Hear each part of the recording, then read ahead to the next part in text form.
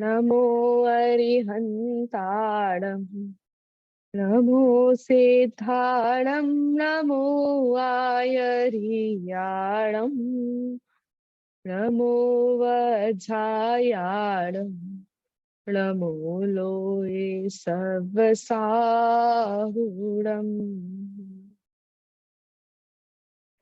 चलिए,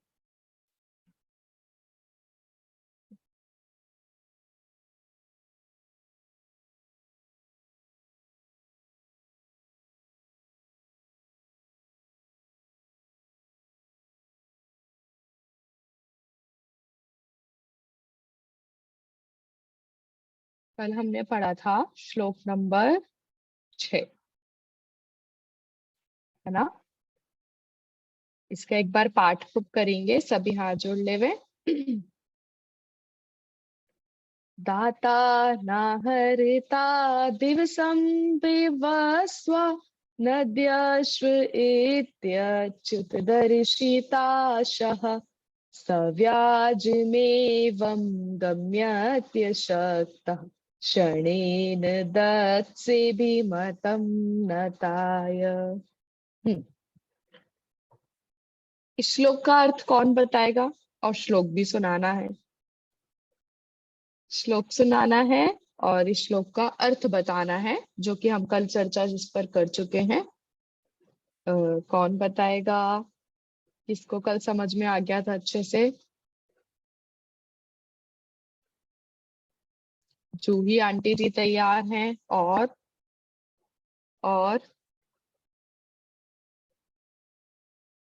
रियाना आंटी जी, आप नहीं बताओगे क्या आज? आप म्यूट हो। आप म्यूट है। हाँ हाँ रीड करती हूँ अभी, है हाँ, पढ़ूं? आप पढ़िए। हाँ, आप पढ़िए। दाता न हर्ता दिवसं विवस्व नद्यश्व इत्यच्युत दर्शिताश सव्याजमेवं गमयत्यशक्त क्षणेन दस्येभिमतं नताय। बहुत सुंदर। अब इसका अर्थ बताएंगी हमको अ, शीतल आंटी जी, आप बताएंगे क्या? आपका हैंड रेज है। इसमें कहा हाँ। इसमें कहा गया है, हे आदिनाथ देव, आपको जो नमस्कार करते हैं उनको आप शीघ्र ही वर मतलब जो मनोवांछित है उसको शीघ्र ही दे देते हैं।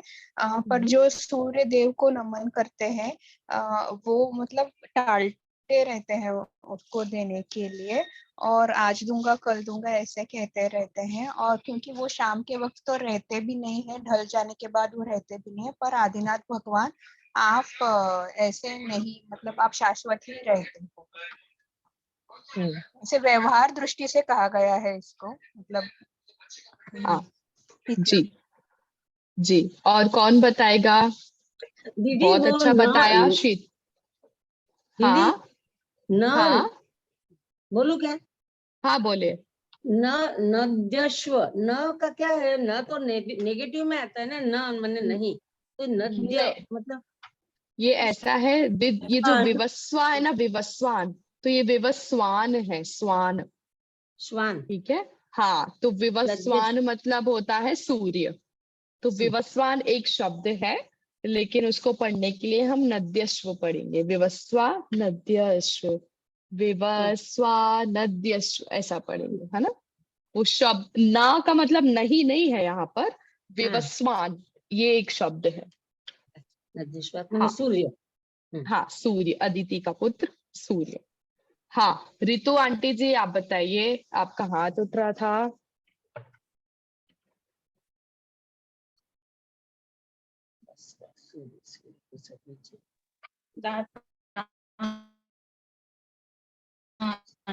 हरता दिवसं विवस्व नद्यश्व इत्यच्युतदर्शिताश सव्याजगम्यत्यशक्त क्षणेन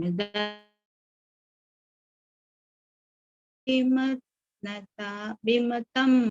इसमें अच्युत कह के आदिनाथ भगवान कहा गया है कि हे आदिनाथ भगवान, जो आपके शरण में आता है उसके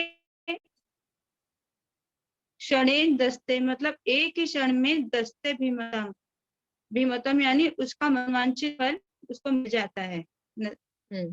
और दूसरी तरफ सूर्य के लिए बताया गया है विवस्वान करके कि एक सूर्य देवता ऐसा है जो दाता न हरता, जो कुछ नहीं करता है। नद्यश अध्यक्ष यानी आज और कल करके सव्याज एवं यानी वो टिल जो होता है ना, ऐसे कि आज और कल पे टालता रहता है, वो उसके पास आता है, उसको इधर उधर करके टालता रहता है, आजकल करके टालता रहता है। हाँ, बहुत सुंदर। और थोड़ा सा स्पष्टीकरण हुआ। और एक बार हम अंत में जूही आंटी जी से भी पूछेंगे, वे बताएं, फिर हम आगे बढ़ेंगे। हाँ, अर्थ इसमें बताना है। हाँ हाँ, हाँ, बताए। आदिनाथ भगवान के लिए अच्युत का प्रयोग किया गया है शब्द का, क्योंकि वो एकदम अच्युत है, न अपने आत्मा में ही स्थिर रहते हैं, किंतु फिर भी जो उनको मनुष्य नम्र, जो उनको नमस्कार करते हैं, नम्र मनुष्यों के लिए वो क्षण में ही उनकी इच्छित जो भी उनका इच्छा होती है पूरी कर देते हैं क्षण भर में। और जो सूर्य देवता होते हैं जो ना तो कुछ देते हैं, ना दाता ना हरता, कुछ भी नहीं, ना देते हैं ना कुछ देते हैं ना लेते हैं, क्योंकि वो आज और कल नद्यश मतलब आज और कल पे टालते रहते हैं। जो भी आज करता है, जो मनुष्य उनका नमस्कार करता है सूर्य देवता को, फिर भी वो उनके आजकल में उनकी आशा को टालते रहते हैं, एक तरह से कपट रूप में टालते रहते हैं, क्योंकि वो खुद ही अशक्त हैं, वो समर्थ ही नहीं है इसको देने में। और जो अपने वो खुद समर्थ नहीं है तो कैसे देंगे। और आदिनाथ भगवान का तो ज्ञान ही इतने है कि वो उनकी तुलना उससे तो की नहीं जा सकती, वो खुद उनके सामने सूर्य असमर्थ है। हाँ, बहुत अच्छा, बहुत सुंदर। धीरे धीरे धीरे धीरे अच्छे से स्पष्टीकरण होता गया, है ना। चलिए, अब एक बार फिर से पढ़ेंगे, हम वापस इसका अर्थ देखेंगे शब्दशः, ताकि जो कल नहीं आया था उनको भी आज थोड़ा समझ में आ जाए, है ना। और फिर हम भावार्थ की ओर बढ़ेंगे। चलिए, यह श्लोक नंबर 6 और विशापहार स्तोत्र, जो कि किसने लिखा है? कवि किसने लिखा? धनंजय, कवि हाँ, धनंजय, महाकवि धनंजय द्वारा रचित विशापहार स्तोत्र है। इसमें किसकी स्तुति की गई है? आदिनाथ भगवान की। आदिनाथ भगवान की। तो 6वें श्लोक में कहते हैं कि आदिनाथ भगवान कैसे हैं कि शीघ्र फल प्रदाता है, कि फटाफट से जल्दी से फल को देने वाले हैं। फल को मतलब कि जो भी इच्छा हम उनके सामने रखते हैं उस इच्छा की वो पूर्ति करने वाले हैं। ठीक है। इस श्लोक में कहा है, सबसे पहली लाइन देखेंगे, दाता न हरता दिवसम विवस्वान। सबसे पहले हमने यहाँ से शुरू किया था कि यहाँ पर आदिनाथ भगवान का विशेषण क्या दिया हुआ है? अच्युत, अच्युत, इत्यच्युत। दूसरे जो पाद है ना उसमें लिखा ना इत्यच्युत, तो अच्युत। तो आदिनाथ भगवान कैसे हैं? अच्युत हैं, मतलब वे अपने पथ से, अपनी आत्मा से, अपने मार्ग से कहीं भी डिगने वाले नहीं है। इसलिए आदिनाथ भगवान को क्या बोला? अच्युत। तो हे अच्युत अर्थात हे आदिनाथ भगवान, आप कैसे हैं कि नताय, नताय मतलब कि आप, जो भी मनुष्य आपके सामने नम्र होता है, आपके सामने झुकता है, आपको नमस्कार करता है, उनको अच्युत नताय क्षणेन, क्षण मात्र में ही, क्षण मात्र में ही, बहुत ही अल्प समय में क्या करते हैं कि दत्त से अभिमतम, कि आप सबके इच्छित फल को फटाफट क्षण मात्र में ही दे देते हैं। किसको? कि जो आपके सामने नम्र होता है, आपको नमस्कार करता है। ठीक है, आया समझ में? ये तो आदिनाथ भगवान की बात हुई कि आदिनाथ भगवान तो क्षण मात्र में सबकी इच्छित वस्तु को दे देते हैं। ठीक है, अब बोल रहे हैं विवस्वान। विवस्वान मतलब विवस्वान मतलब होता है सूर्य, सूर्य, तो विवस्वान। और हे आदिनाथ भगवान, जो सूर्य है, सूर्य जो विवस्वान है, दाता न हरता, वो ना कुछ देता है और ना ही कुछ लेता है, ना ही कुछ देता है प्रदान करता है, ना ही कुछ हमारा हरता है। ठीक है, फिर क्या करता है कि वह नद्यश्व, नद्यश्व आया तो विवस्वान के साथ विवस्वान एक शब्द हो जाएगा। फिर द्य तो अद्य, अद्य मतलब आज, श्व मतलब कल। तो फिर क्या करता है वह सूर्य की आज और कल दर्शिताशः, कि जो भी जीव सूर्य को सुबह सुबह नमस्कार करते हैं ना, सूर्य देवता और ऐसे अर्घ्य चढ़ाते हैं, तो कह रहे हैं कि वह सूर्य सब सूर्य देवता को, सूर्य देवता के सामने अपना वरदान मांगते हैं कि हमारा, हमको सुखी कर दो, हमको ये कर दो, हमारे साथ ऐसा कर दो, वैसा कर दो। तो सूर्य क्या करता है कि वह, उसमें कुछ शक्ति तो है नहीं, गम्यत्य शक्त अशक्त, वह उसमें कुछ सामर्थ्य तो है नहीं, तो वह ना दे सकता है न ले सकता है। फिर क्या करता है कि वह अद्य और श्वः, आज और कल में, दर्शिताश, आज और कल, आज फल दूंगा, कल फल दूंगा, परसों फल दूंगा, परसों तुम्हारी इच्छा की पूर्ति करूंगा, कल पूर्ति करूंगा, शाम को पूर्ति करूंगा, ऐसा दर्शिताश दर्शाता है। क्या करता है, ऐसी झूठी आशा दिखाता है। दर्शित आशा, झूठी आशा को दिखाता है कि तुम थोड़ी शांति रखो, हम तुम्हारी तुम्हारी जो भी इच्छा है उसकी पूर्ति आज कर देंगे, आज नहीं हो पाए तो कल कर देंगे, कल नहीं तो परसों, ऐसी झूठी आशा दिखाता है। और झूठी आशा दिखाना क्या है, सव्याज में कपट है। इस तरह वह कपट करता रहता है, टालता रहता है, फल को दे तो सकता नहीं है क्योंकि उसमें शक्ति नहीं है, वह असमर्थ है। और इस तरह क्या होता है, दिवसम गम्यति, ऐसे दिन दिन दिन दिन बीतते जाते हैं, 1 महीना चला गया, 1 साल चला गया, 2 साल चले गए, ऐसे दिन दिन दिन दिन पे दिन बीतते जाते हैं। और जो सूर्य देवता के भक्त हैं उनको उनकी इच्छित वस्तु प्राप्त नहीं होती। क्यों नहीं होती, क्योंकि वह असमर्थ है, उसमें इतनी ताकत ही नहीं है। क्यों नहीं है, क्योंकि वह तो स्वयं किसी का सेवक है ना, इसलिए वह भी इच्छित वस्तु को प्रदान नहीं कर सकता। लेकिन हे अच्युत, नताय क्षणेन अभिमतम दत्से, आप तो क्षण मात्र में ही जो आपके सामने आपको नमस्कार करता है, आप तो उसको क्षण मात्र में उसकी इच्छित वस्तु प्रदान कर देते हैं। इसलिए हे आदिनाथ भगवान, आप सर्वश्रेष्ठ हैं, सूर्य देवता से भी आप श्रेष्ठ हैं। सूर्य तो ढल जाता है हे भगवान, लेकिन आपका ज्ञान कभी नहीं ढलता। सूर्य को सब प्रातः काल ही अर्घ्य चढ़ा सकते हैं, लेकिन हे आदिनाथ भगवान, आपके दरबार में भक्तगण कभी भी आ सकते हैं। ऐसी अद्भुत शक्ति के धारण आप हैं, इसलिए हे आदिनाथ भगवान, आप सूर्य से भी श्रेष्ठ हैं, आपकी जय हो। ये वाली बात हमने 6वें श्लोक में पढ़ी थी। ठीक है, हाँ रियाना आंटी जी पूछिए। आप म्यूट है आप।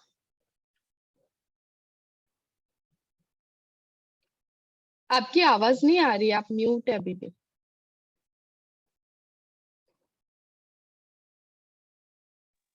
हाँ अभी हाँ अब आई। अभी जैसे सूर्य की कोई शक्ति नहीं है, सूर्य कुछ भी देने लेने में अशक्त है, खाली वो आश्वासन देता है, झूठा आश्वासन देता है। लेकिन अपन जो भगवान की स्तुति करते हैं तो क्या वो अपने को कुछ देते हैं क्या?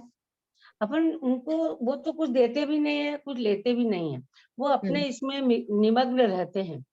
लेकिन उनकी पूजा जो विनम्रता से अपन उनकी स्तुति करते हैं तो उससे अपने को क्या होता है, शांति मिलती है, भावों की शुद्धता होती है। जो समय रहता उस समय हम बिल्कुल एकदम निराकुल रहते हैं और उसके कारण हमको पुण्य बंद होता है और हमको जो चाहिए उससे हमको जो कुछ हमको चाहिए वो मिलता है, मिले ना मिले लेकिन मन की शांति जरूर मिलती है।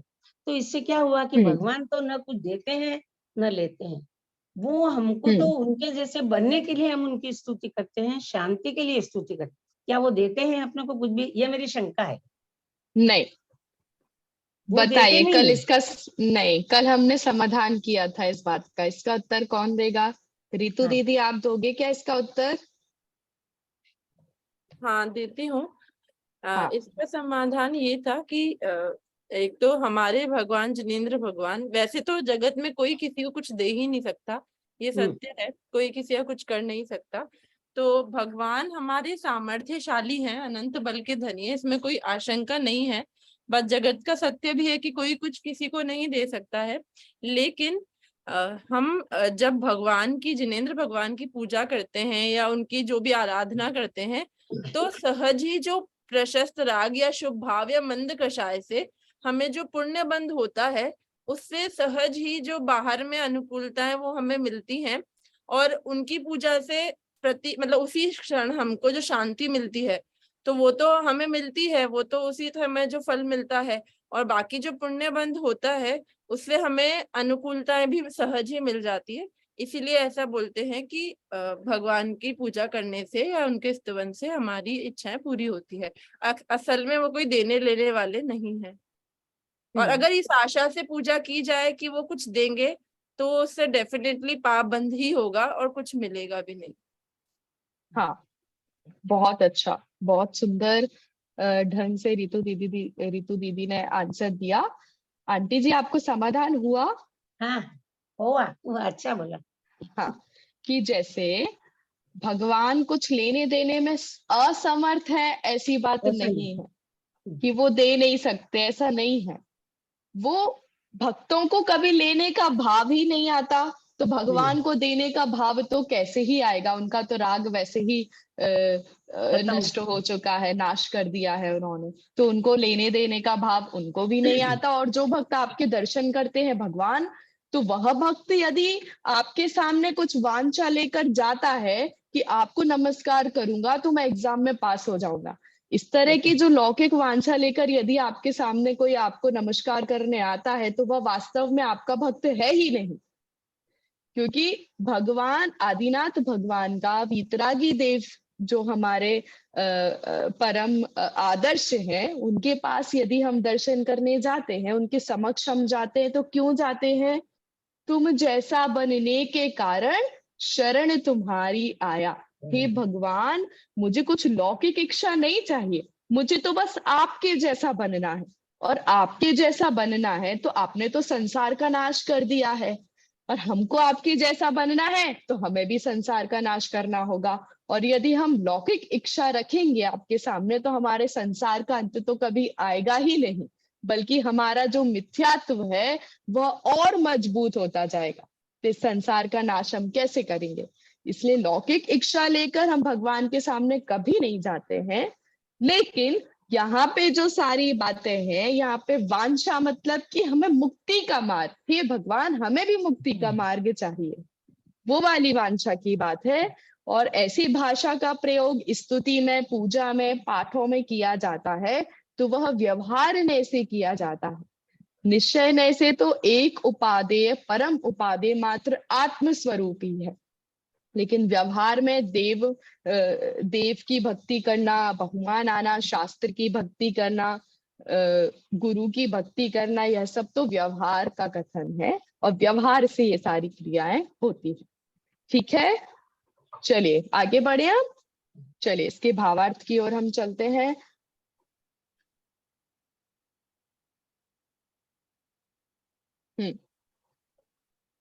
अच्युत, हमने शब्दशः अर्थ देख लिया है, वापस एक बार देख लेते हैं। अच्युत, अच्युत मतलब अपने उदारता आदि गुणों से कभी च्युत ना होने वाले। ठीक है, फिर विवस्वान, विवस्वान मतलब सूर्य, ना दाता ना हरता, ना देते हैं आप ना लेते हैं। ठीक है, अद्य श्वः आज और कल, इति इस तरह, दर्शिताशा इत्यच्युत है ना, तो इति दर्शिताशा इस तरह, दर्शिताशा आप आशा, झूठी आशा दिखाते रहते, आशा दूसरे पक्ष में दिशा को दिखाता हुआ, मतलब झूठी आशा, उल्टी आशा जो कभी पूर्ण होने वाली ही नहीं है, उस आशा को आप दिखाते रहते हैं। अशक्तः सन, असमर्थ होता हुआ। कौन? सूर्य। एवं ऐसे ही न दाता न हरता, बिना लिए दिए सव्याजम, कपट सहित दिवसम, दिन को गम्यति, बिता देता है। लेकिन हे आदिनाथ भगवान, आप नताय, नम्र मनुष्य के लिए क्षण मात्र में ही अभिमतम, इच्छित वस्तु दत्त से दे देते हैं। ठीक है, चलिए भावार्थ।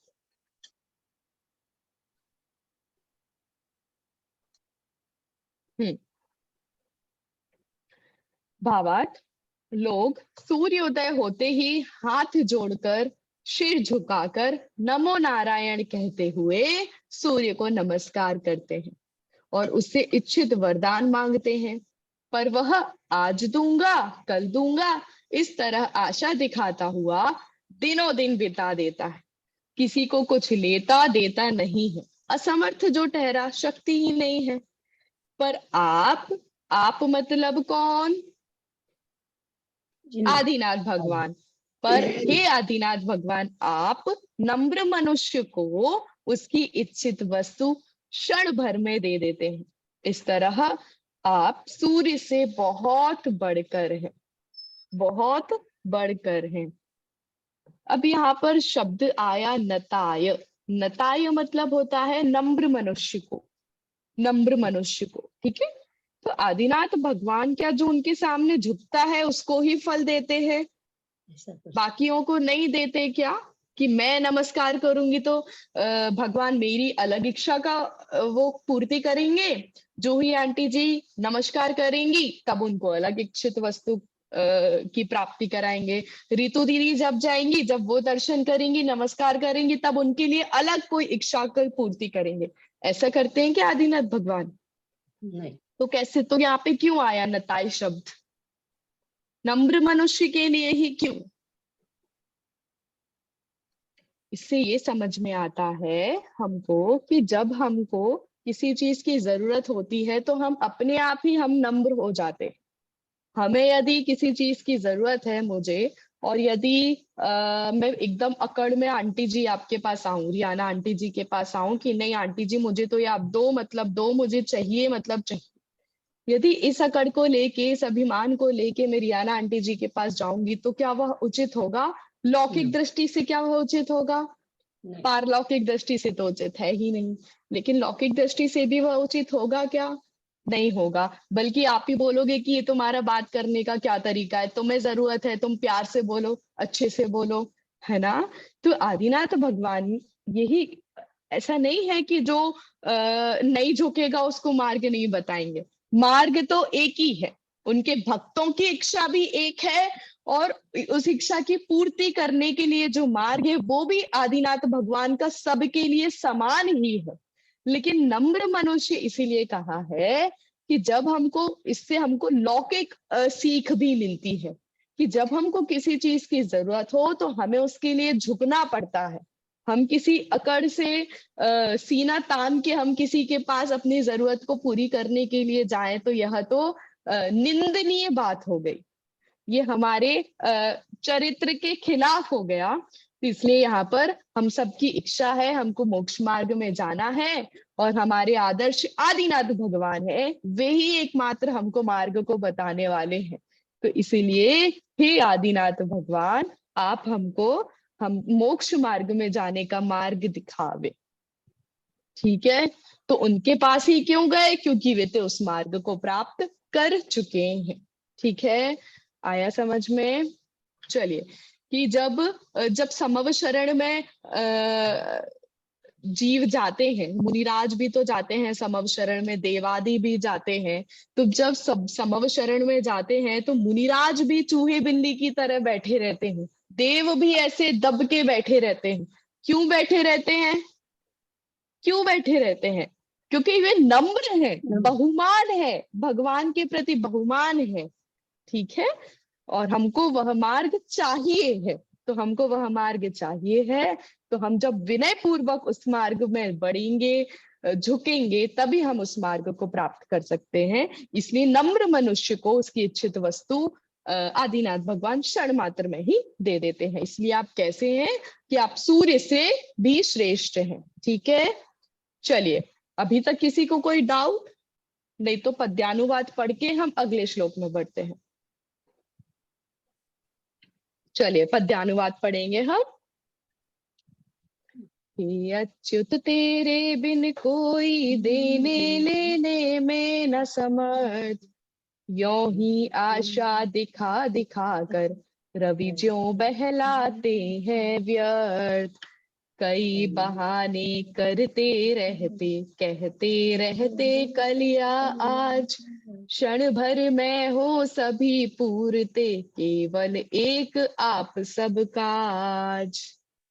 ठीक है, चलिए। हाँ, कल एक प्रश्न उठा था कि जो मानतुंग आचार्य का जो भक्तांबर स्तोत्र है वह इस स्तोत्र के पहले लिखा गया था कि बाद में, है ना? यही प्रश्न था ना?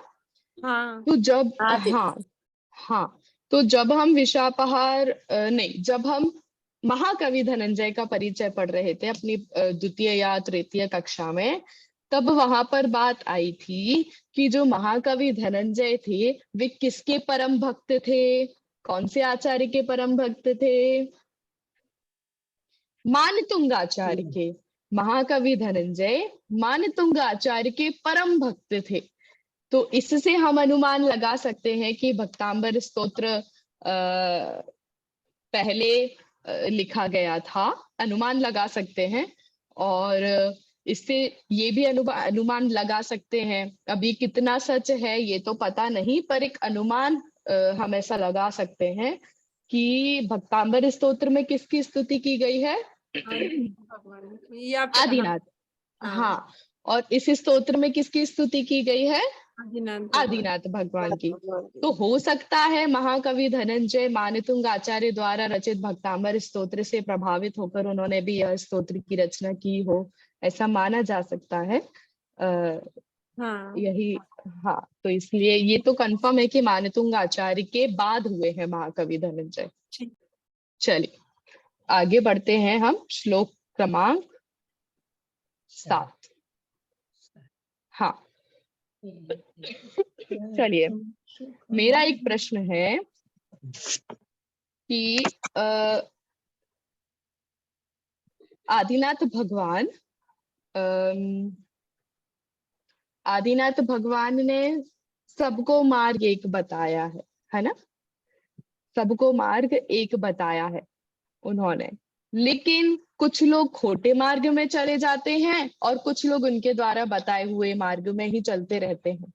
ठीक है, तो क्या आदिनाथ भगवान ने पक्षपात किया है कि आधे लोगों के साथ ऐसा करूंगा, आधे लोगों को सही मार्ग बताऊंगा? पक्षपात किया है क्या आदिनाथ भगवान ने कि वो जो खोटे मार्ग पर जा रहे हैं उनको सही मार्ग नहीं बताया हो, या जो सही मार्ग पर जा रहे हैं तो उनको वही मार्ग बताया हो इसलिए वे इस मार्ग पर जा रहे हैं? तो क्या आदिनाथ भगवान को कुछ ऐसा था क्या कि उनको नमस्कार नहीं किया या कुछ नहीं किया तो उन्होंने ऐसे मार्ग बताने का वो कर दिया, पक्षपात किया, ऐसा कुछ है क्या? नहीं नहीं नहीं, ऐसा नहीं है। तो फिर ऐसा क्यों होता है कि आधे लोग खोटे मार्ग में चले जाते हैं, आधे लोग उनके मार्ग में ही चलते रहते हैं? इसमें क्या आदिनाथ भगवान की गलती है कि उन्होंने मार्ग नहीं बताया? तो इसमें गलती किसकी है? नहीं, इसमें श्लोक में आया था ना कि बालक खुद बालक की तरह अपने स्वयं के अपराधों से ही जीव खोटे करता है, अपने स्वयं से अपराध करता है। ये तो बाल वैद्य हैं खुद ही आदिनाथ भगवान, तो सबके लिए। बहुत सुंदर, एक बार हम तालियां बजाते हैं आंटी जी के लिए। बहुत अच्छा आंसर आंटी जी ने दिया है कि इसमें आदिनाथ भगवान की गलती है, तो वे तो परम वीतरागी है, इसमें गलती की तो कोई जगह ही नहीं है। और उन्होंने जो मार्ग बताया है वो भी हम सब पर करुणा बुद्धि करके वह मार्ग बताया है, और वह मार्ग सभी के लिए एक सा है। लेकिन फिर भी कुछ लोग खोटे मार्ग में चले जाते हैं और कुछ लोग उनके द्वारा बताए हुए सम्यक मार्ग में ही चले जाते हैं। तो क्या इसमें आदिनाथ भगवान की गलती है? तो कहते हैं नहीं, आदिनाथ भगवान की इसमें कोई गलती नहीं है। कैसे गलती नहीं है, तो यहाँ पर उदाहरण देते हैं, दर्पणवत वीतरागता।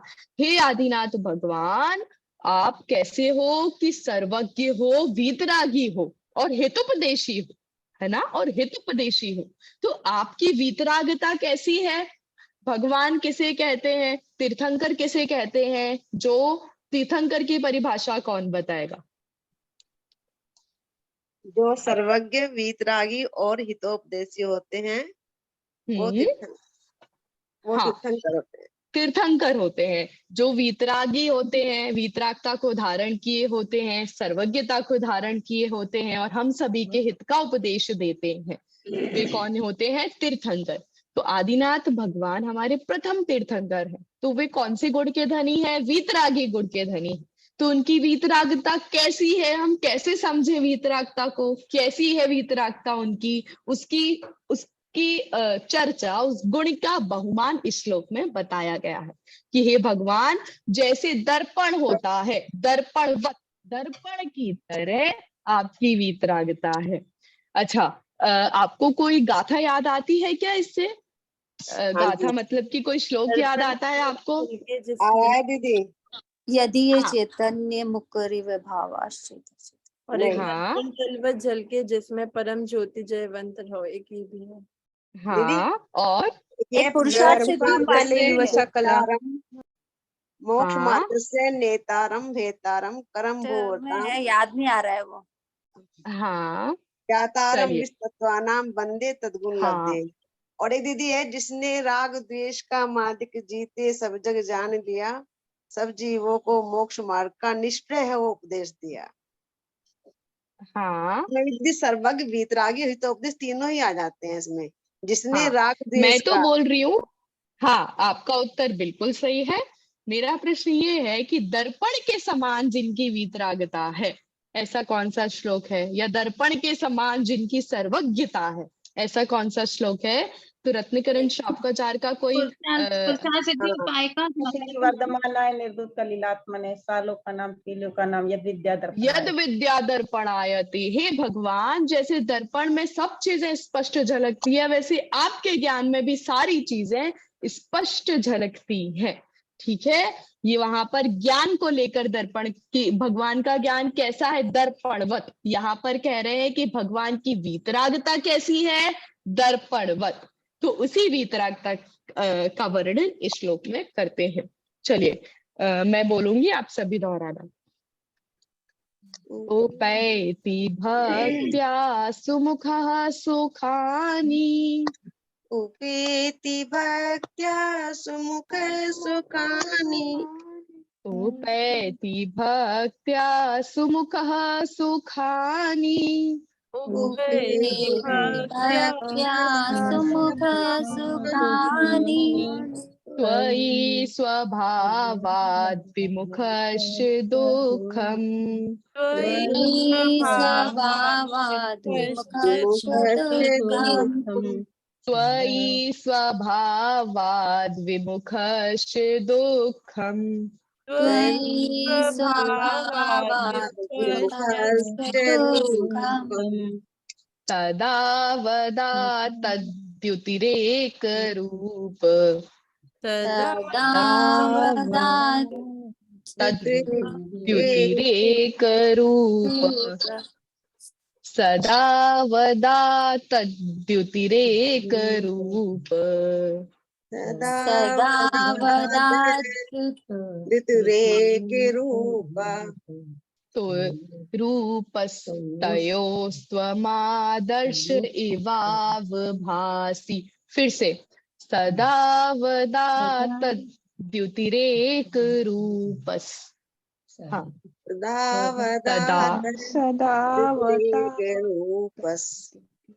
तयोस्त्वमादर्श इवावभासि। तयोस्त्वमादर्श इवावभासि। हाँ, एक मिनट, इसका हम देखते हैं।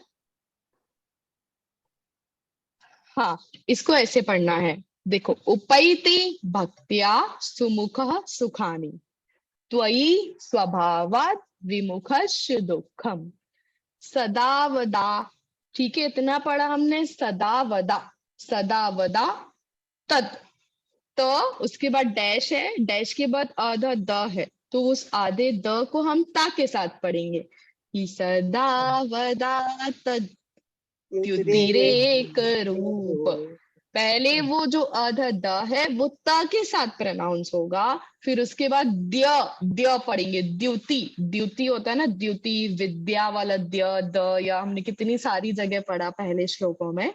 तो वो द्युतिरेक रूपस, रूप के बाद नीचे चौथे पाद में आधा सा है, तो आधा सा को हम रूप के साथ पढ़ेंगे, रूपस। सदा वदा तद्युतिरेक रूपस तयोस्त्वमादर्श इवावभासि। चलिए एक बार फिर से मैं पढ़ूंगी, आप सब दोहराना।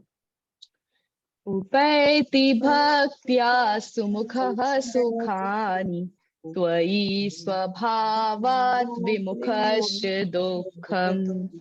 बोलिए। उपेति भक्त्या सुमुखः सुखानि त्वयि स्वभावात् विमुखस्य दुःखम्। सदा वदा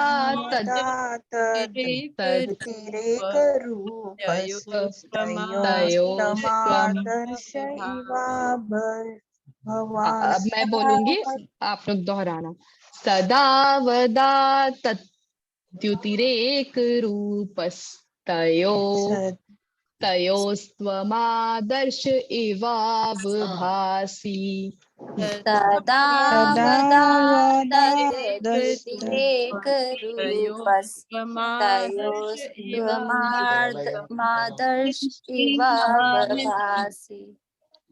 उपैति भक्त्या सुमुखः सुखानि त्वयि स्वभावाद् विमुखस्य दुःखम्। सदा वदा तद्युतिरेक रूपस्तयोस्त्वमादर्श इवावभासि। पढ़िए। उपैति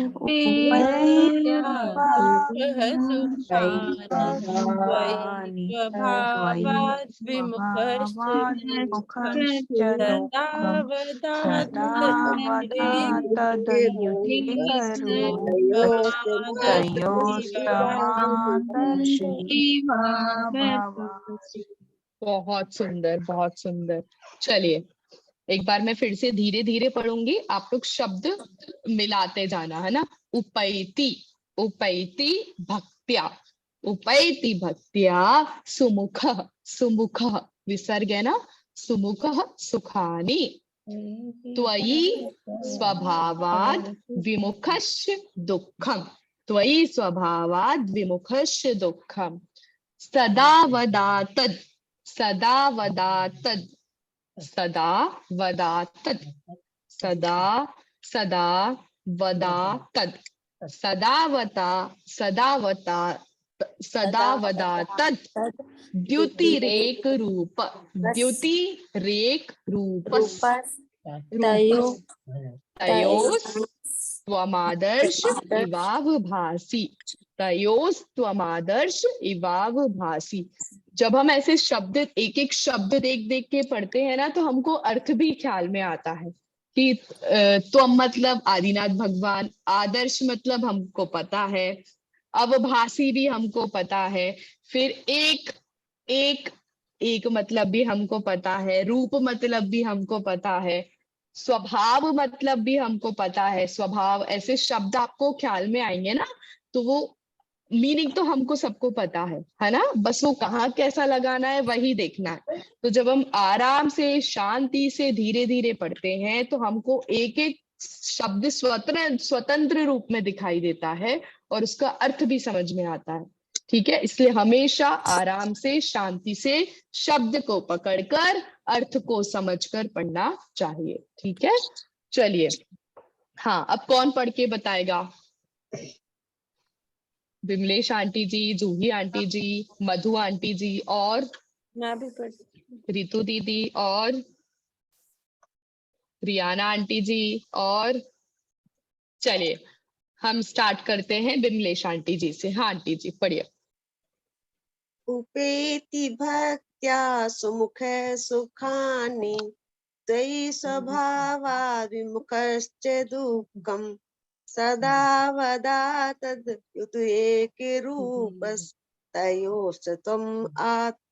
तयोस्तमाद्रस इवा विभासि तयोस्तमाद्रस इवा विभासि। नहीं देखो, सदा वदा तद, फिर तद पढ़ लिया हमने, फिर युतिरेक नहीं है, द्युतिरेक है। दा को भी हमको फिर से या के साथ में लेना है, तो दीदी द्युतिरेक। दीदी तय के साथ भी दे आएगा और युति के साथ भी दे आएगा। हाँ तो द्युति तद, द्युतिरेक पढ़ने में आएगा तद, दीदी तद। द्युति द्युति मीन्स तो कांति होगा ना यहाँ पे, हाँ है ना? हाँ, द्युति तो- मतलब कांति। तो दीदी द्य में तो दे आधा और यह होता है उसमें संस्कृत में संधि में।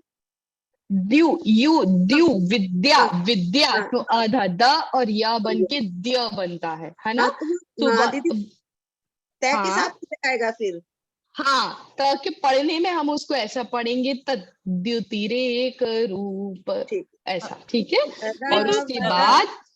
चौथे पाद में जो आधा सा दिया है तो उसको हम रूप के साथ पढ़ेंगे, रूपस। हाँ, फिर ये तयोस, तयोस त्वम आदर्श, त्वमादर्श इवाव भासी, शुद्ध पढ़ना है। फिर से पढ़िए एक बार आंटी जी। अच्छा। उपेति भक्त्या सुमुख सुखानि त्वयि स्वभावाद् विमुखश्च दुःखम् सदा वदादत् द्युतिरेके रूपस्तयोस्तमाद्रस इवा विभासि। बहुत सुंदर, बहुत एकदम पहले से बहुत अच्छा पढ़ा। पर आंटी जी यहाँ पर त्वमादर्श नहीं है, वहां पर दर्श है। त्वमादर्श, आदर्श बोलते ना हम, आदर्श दर्शन तो दर्श है ना, तो वो हाँ जी। दर्श नहीं है, वो दर्श है। ठीक है, एक बार चौथा पाद फिर से पढ़िए। तयोस, तयोस्तमादर्श इवा विभासि। तयोस त्वमादर्श आप पढ़ोगे तो धीरे धीरे आ जाएगा। बहुत सुंदर, बहुत अच्छे से पढ़ा। हाँ रितु दीदी। उपैति भक्त्या सुमुख सुखानि त्वयि स्वभावात् विमुखश्च दुःखम् सदा वदात्यद्युतिरेक रूपस्तयोस्त्वमादर्श इवावभासि। बहुत अच्छा। शीतल आंटी जी। मैं बोल रही थी कि ये जो तदा वदात है, ये त 2 बार आ रहा है ना, सदा वदात यदि, मतलब पहले एक बार हम त को वदात के साथ भी पढ़ेंगे और एक बार द के साथ भी। सदा हाँ, सदा वदा तद, तद। हाँ, अच्छा। सदा वदा, सदा वदा, फिर तद, तद द्युति, तद द्युति, ऐसा आया समझ में? हाँ हाँ चलिए शीतल आंटी जी। जो लास्ट में मतलब जो लास्ट में पढ़ेगा ना उनको शायद धीरे धीरे याद हो जाएगा, ठीक है? तो जिनका नंबर लास्ट में आएगा ना पढ़ने में, वो एक बार सुनाएंगे, जितना बनेगा उतना, ठीक है? इसलिए सब ध्यान से सुनना, ध्यान से पढ़ना, ताकि जल्दी से फटाफट याद हो जाएगा। और आप दूसरों का भी ध्यान से सुनोगे तो आपको गलतियां भी समझ में आएगी। हाँ चलिए शीतल आंटी जी।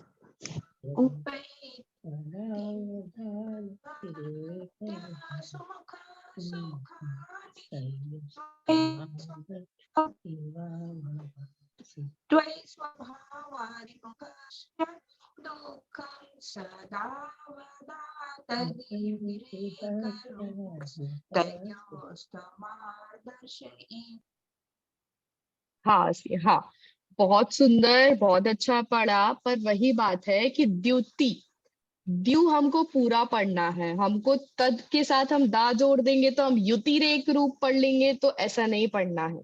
वो पूरा द्युति, द्युति एक स्वतंत्र शब्द है, वही शब्द हमको यहाँ पर पढ़ना है, द्युतिरेक रूपस। चलिए आगे बढ़ते हैं। अब मधु आंटी जी से पूछेंगे। हाँ आंटी जी। तद बोल के फिर द्युतिरेक करना है दीदी जी इसको। हाँ तद द्युतिरेक, द्युतिरेक। द एकदम छोटा सा, तद द्युतिरेक रूपस, है ना, ऐसा। उपैति भक्त्या सुमुखे सुखानि त्वयि स्वभावाद् विमुखश्च दुःखम् सदा वदाद्युतिरेकरूपस्तयोस्त्वमादर्शैवाव्यभासि। अच्छा, आप बताओगे आपने कहाँ पर गलती की पढ़ने में? एक बार पूरा श्लोक अच्छे से देखकर आपको लग रहा है आपने कहीं गलत पढ़ा है? वापस बोलो एक बार। हाँ, एक बार वापस बोलिए आराम से, धीरे धीरे। उपैति भक्त्या सुमुखे सुखानि त्वयि स्वभावाद् विमुखश्च दुःखम् सदा वदातदुतिरेकरूपस्तयोस्त्वमादर्शैवाव्यभासि। हाँ, चलिए आंटी जी, ऐसा है कि भक्त्या सुमुख, तो मुख मतलब विसर्ग है ना वहां पर, सुमुख। हाँ, तो सुमुखे नहीं सुमुख, भक्त्या सुमुख। दूसरी चीज वही कि सदा वदा तद, ठीक है? तो हम युति नहीं पढ़ेंगे, हम द्युति पढ़ेंगे। द्युति मतलब क्या होता है? द्युति बोला, द्युति, सदा वदात द्युति, द्युति सदा वदात तद, त कहाँ गया फिर? सदा वदात द्युति, सदा वदात, वदात नहीं, वदात नहीं पढ़ेंगे, सदा वदा तद। हाँ, अब सही है। सदा वदा तद युति, तद द्युति, द्युति सदा नहीं, आप सही पढ़ रहे हैं, देखो सदा वदा तद द्युति। हाँ, सदा वदा तद द्युति। हाँ, अब बिल्कुल सही। तद्युति। हाँ, फिर से पढ़िए आंटी जी एक बार पूरा श्लोक।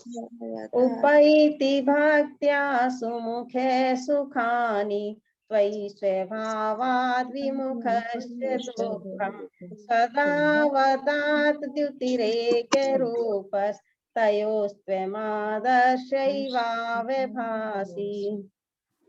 बहुत अच्छा, पहले से बहुत अच्छे से पढ़ा है। अब आप धीरे धीरे अपन पढ़ेंगे ना तो वो बोलने में आ जाएगा अपन से, है ना? कभी ऐसा रहता है हम, हाँ, वो हमको समझ आ जाता है, हम कभी पढ़ नहीं पाते। हाँ, इस प्रकार की पढ़ी हुई है ना ऐसे। हाँ, इसलिए वो धीरे धीरे हम पाठ करेंगे ना तो आ जाएगा। आप लोग मंदिर में या शाम को बैठ के ऐसे पाठ करते रहा करो, तो आपको अर्थ भी ख्याल में आएगा और पढ़ने में अच्छा भी लगेगा।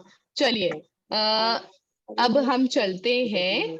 अपने पास रियाना, स्वाभार स्तोत्र अलग से नहीं है ना पीडीएफ में? वो सब पाठ है उसमें एक साथ अलग ऐसे स्तोत्र की ऐसे कोई एक किताब नहीं है अलग से। आपने जैसे जिनेंद्र रचना, इन सब में भी ये नहीं मिलते हैं जनरली, मतलब ऐसी बहुत सारी है। हाँ, तो इनका पाठ हो ही नहीं पाता है बहुत। हाँ, वो एक बुक है स्तोत्र पाठ संग्रह, उसमें भी लेकिन पद्यानुवाद है संस्कृत में, उसमें भी नहीं मिलती है, संस्कृत बहुत कम, बहुत कम मिलती है।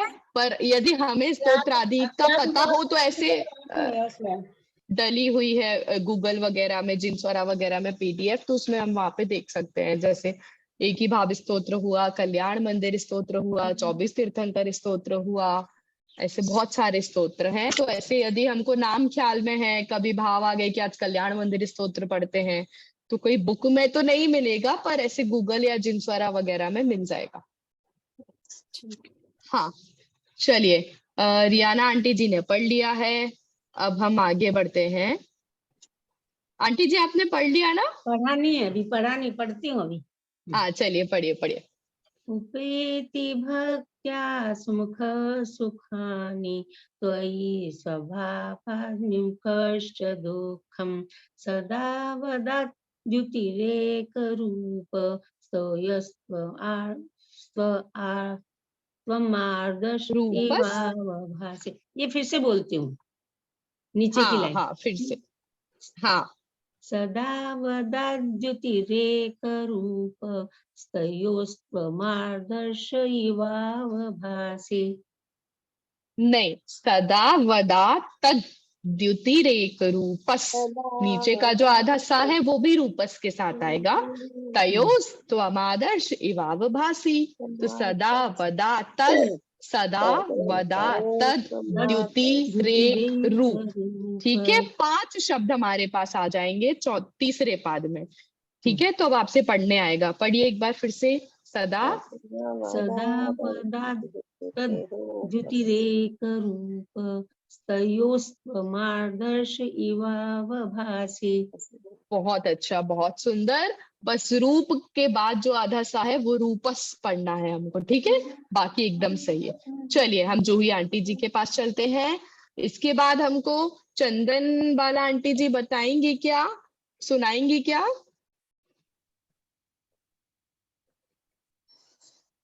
चलिए अभी तो हम जूही आंटी जी से सुनते हैं, उसके बाद हम बिना देखे रितु आंटी जी से सुनेंगे, है ना? चलिए, हाँ जूही आंटी जी। उपेति भक्त्या सुमुख सुखानि त्वयि स्वभावात् विमुखस्य दुःखं सदा वदा तद् द्युतिरेकरूपस्तयोस्त्वमादर्श इवावभासि। बहुत सुंदर, एकदम शुद्ध, एक बार में एकदम शुद्ध। बहुत अच्छा, बहुत अच्छा आंटी जी। चलिए अब हम आगे बढ़ते हैं रितु आंटी जी के पास। आंटी जी आप एक बार देख के सुनाएंगे कि आप डायरेक्ट बिना देखे सुनाएंगे? देख के सुनाया जाएगा भाई। इतनी जल्दी थोड़ा याद होता है दीदी। कच्चा पक्का जैसा भी। एक्चुअली वाकई मैं में सुनाऊं? इजीली याद नहीं होता, पता नहीं, मैं भी हाँ 2-3 हाँ, बार अगर कर लो तो याद ही नहीं होता, वर्ड्स एक जैसे लगते हैं। मैं हम सुनाऊं जब दीदी बिना देखे? जूही आंटी जी हाँ कौन? दीदी। हाँ चलिए, एक मिनट। इससे मुझे ये याद आता है कि हम जब शाश्वत धाम में पढ़ते थे ना, तो राजकुमार जी जो फूफा जी थे हमारे, वो हमारी क्लास लेते थे। तो वो भी हमको जैसे कभी समय सार की गाथा हुई, कभी कुछ प्रवचन सार की कुछ फेमस जो गाथाएं हैं, ऐसे अलग अलग गाथा स्तोत्र, कुछ नीति के स्तोत्र श्लोक होते थे, वो सब हमको याद कराते थे। तो वो भी ऐसे ही हमसे 4-5 बार पढ़वाते थे, और फिर उसके बाद हमसे कॉपी बंद करवा के वो हमसे पूछते थे। वो इसलिए बोलते आपको थे जितना बने उतना। मैं ये नहीं कह रहा कि तुम्हें अब भी याद हो गया और तुम पूरा सुनाओ, जितना बने उतना। इससे ये समझ में आता है कि हम बोलने का प्रयास कर रहे हैं कि नहीं, हमको पढ़ते बन रहा है कि नहीं।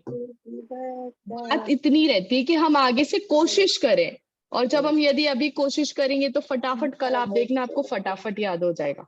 तो इसलिए तुरंत ऐसी कोशिश कराई जाती है ताकि हम कोशिश करें, हमको जितने, क्योंकि अब मैंने इतने सारे लोगों से सुना, तो आपने भी सुना, इतने सारे लोगों ने बोला, इतनी बार हमने पढ़ा और सबने देखकर पढ़ा, तो आपने भी उतनी बार सबने एक एक करके देखकर पढ़ा है।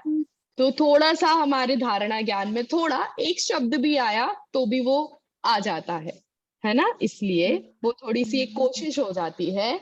कोई बात नहीं, याद तो वैसे मुझे भी नहीं हुआ है, मुझे भी नहीं हुआ याद तो, है ना? तो इसलिए इसमें ऐसी नहीं, कोई जितना तुम पढ़ा रही हो ना, जितना हम लोग वो कर रहे हैं, वैसे तो हाँ याद हो जाएंगे, बट ये एक्चुअली हाँ प्रति थोड़ी सी टफ बोलो या जो भी, मैं तो ज्यादा जानती नहीं हूँ, बट फिर भी ये नहीं होते। अभी और कोई श्लोक होता तो शायद हो जाता, इतनी बार हाँ जितना हम रिविजन कर रहे हैं एक दिन में। हाँ हाँ, वो ऐसा भी अपन एक बार बिना अर्थ इसलिए भी हाँ थोड़ा सा टफ जाता है याद करने में।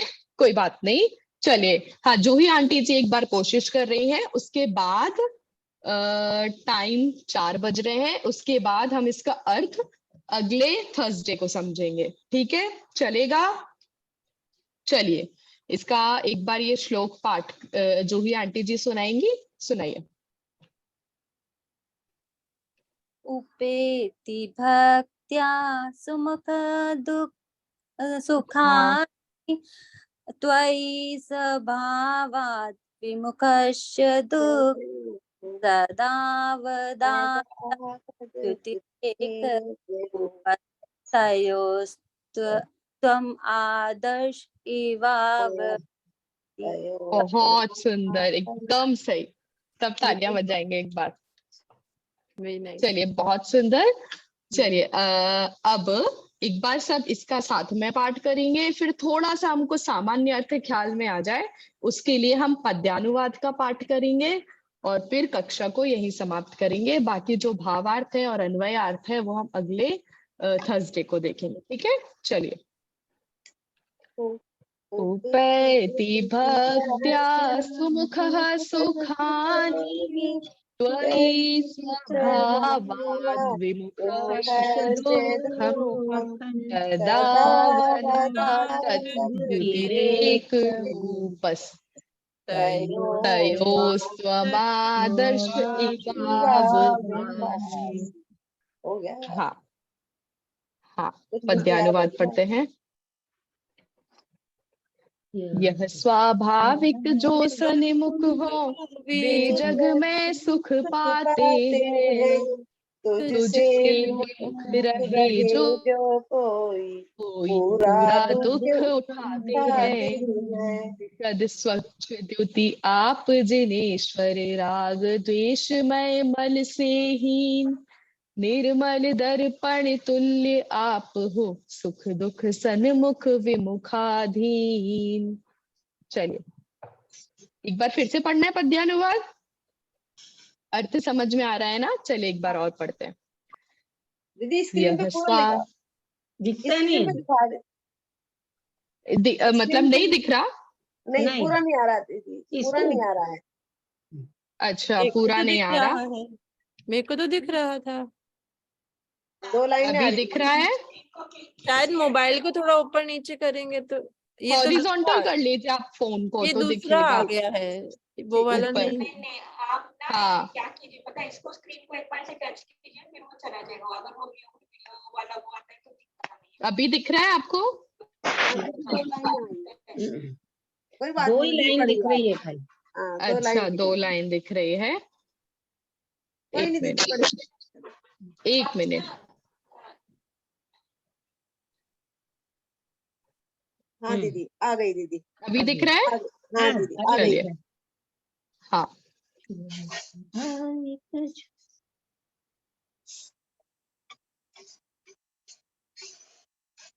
चलिए।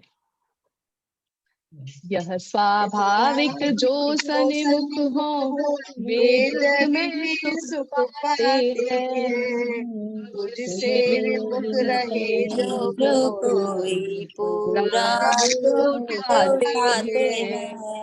विशद स्वच्छ द्युति आप जिनेश्वर राग द्वेषमय मल से हीन, निर्मल दर्पण तुल्य आप हो सुख दुख सन्मुख विमुखाधीन। हाँ, कि हे भगवान, यह तो स्वाभाविक ही है कि जो आपके सन्मुख होगा, आपके निकट होगा, आपके पास होगा, आपकी पूजा करेगा, आपकी बात सुनेगा, वह निश्चय से इस पूरे जगत में सुख की प्राप्ति करेगा। और यह भी स्वाभाविक बात है कि जो आपसे दूर रहेगा, आपकी बात नहीं मानेगा, आपके निकट नहीं आएगा, आपको पूज्य और आदर्श नहीं मानेगा, वह निश्चय से दुख उठाएगा। यह तो स्वाभाविक बात है। फिर हे आदिनाथ भगवान, आप कैसे हो कि आपकी वितरागता कैसी है? विशद है, निर्मल है, एकदम क्लियर है। जैसे ट्रांसपेरेंट होता है ना, ट्रांसपेरेंट, वैसे एकदम स्फटिक मणि के समान एकदम विशद निर्मल है, स्वच्छ है, उसमें कोई भी दाग लगा हो ऐसा नहीं है, स्वच्छ है, द्युति है, कांति युक्त है। ऐसे हे आदिनाथ जिनेश्वर, आप राग द्वेष, राग से भी रहित और द्वेष से भी रहित, तो आप रागमय भी नहीं हो, द्वेषमय भी नहीं हो। ये राग और द्वेष जो मल है, जो विकार है, उनसे आप हीन हो। और कैसे हो कि आप निर्मल हो, राग द्वेष रूपी मल का नाश हो गया, तो आप कैसे हो? निर्मल हो। और कैसे हो कि दर्पण के तुल्य हो, कि दर्पण के समान हो। और सुख दुख ये कैसे हैं कि सन्मुख और विमुख, कि आपके सन्मुख रहेंगे तो सुख की प्राप्ति होगी, तो आपके सन्मुखता के अधीन हमारा सुख है, और आपसे दूर रहेंगे, विमुख रहेंगे तो दुख की प्राप्ति होगी, तो विमुख के अधीन दुख है। अब दर्पण के समान कैसे है आदिनाथ भगवान की वीतरागता? दर्पण के समान कैसी है? कैसे हम उसको दर्पण के समान कह सकते हैं, तो ये वाली बात हम अगले थर्सडे पढ़ेंगे। तब तक आप सबके लिए होमवर्क है कि हाँ, आप सबके लिए ये होमवर्क है कि आप सबको यहाँ पर वीतरागता को दर्पण के तुल्य कहा है। तो दर्पण कैसा होता है, क्या क्वालिटीज होती है दर्पण की, दर्पण के समान वीतरागता कैसे कह दी, मतलब क्या कंपैरिजन है इसका, ठीक है। तो क्या गुणों का धारी दर्पण होता है और उन्हीं गुणों के धारी जो भगवान की वीतरागता है क्या, तो कौन कौन से गुण हैं जिससे दर्पण के समान उनकी वीतरागता को देखते हैं कि दर्पण कैसा है वैसे ही उनकी वीतरागता है, दर्पण कैसा नहीं है तो वैसी उनकी वीतरागता भी नहीं है। वैसे दर्पण के क्या क्या क्वालिटीज होती हैं मिरर की, वो सारी आप सब सोच के आना फिर अगले थर्सडे। हाँ तुलनात्मक, हाँ तुलनात्मक हमें वो करना है ना दोनों का। हाँ, थोड़ा सा आपको सोचना है कि अच्छा, दर्पण स्वच्छ कैसे होता है तो भगवान की वीतरागता कैसे स्वच्छ है ना, वैसे वो सारी चीजें। हाँ, तो ये तुम्हारा जो पीडीएफ है ना, ये जैसे हम करते हैं तो ये भी हमारे इस पर है क्या, ग्रुप पर नहीं है? पीपीटी, हाँ ये पीपीटी, सॉरी, हाँ पीपीटी। पीपीटी तो नहीं है दीदी ग्रुप पर जैसे जो जो लिंक है होती ना जा रही व्हाट्सएप, है। अच्छा, हाँ व्हाट्सएप पे जो लिंक डली हुई है ना, वो जिनस्वरा वाले की लिंक डली हुई है। तो जिनस्वरा वाले पेज में पद्यानुवाद भी है और संस्कृत में भी है और अन्वयार्थ भी है और भावार्थ भी है, सारी चीजें उसमें दी हुई है।